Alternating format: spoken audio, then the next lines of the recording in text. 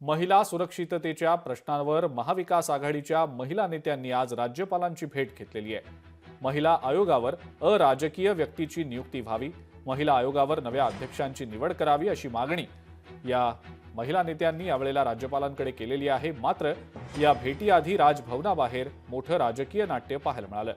महाविकास आघाडीच्या महिला शिष्टमंडळाला आधी प्रवेश नाकारला गेला। सुरुवातीला एकट्या रोहिणी खडसेंना आत जाण्यास परवानगी देण्यात आली, मात्र उर्वरित नेत्यांना प्रवेश नाकारला आणि त्यानंतर अधिकाऱ्यांसोबत चर्चा केल्यानंतर सर्व महिला नेत्यांना आतमध्ये प्रवेश दिला गेला।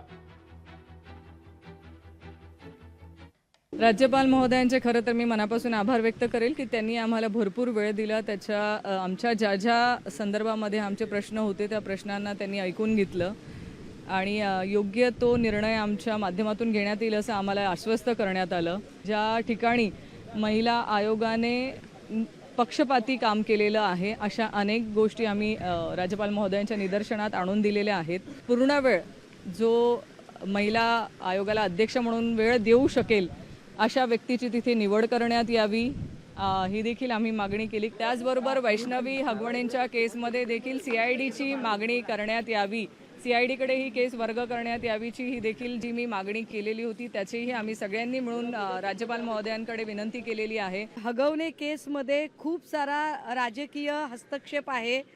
हगवणे केसमधले ज्या जालिंदर सुपेकरांचं नाव आम्ही वारंवार घेत होतो आणि ज्यांचं डिमोशन झालं त्या जालिंदर सुपेकरांचे सख्खे मेहुणे शशिकांत चव्हाण हे खडक पोलीस स्टेशनला PI आहेत।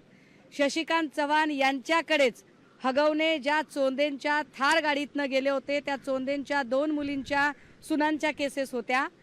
याच शशिकांत चव्हाण यांची अरबो खरबोची वेगवेगळ्या बिल्डर साइट्स पुण्यामध्ये चालू आहेत। त्यामुळे शशिकांत चव्हाण आणि जालिंदर सुपेकर या दोघांची चौकशी करण्यात यावी या केसमध्ये, यासाठी आम्ही माननीय राज्यपाल महोदयांना आज चर्चा केली।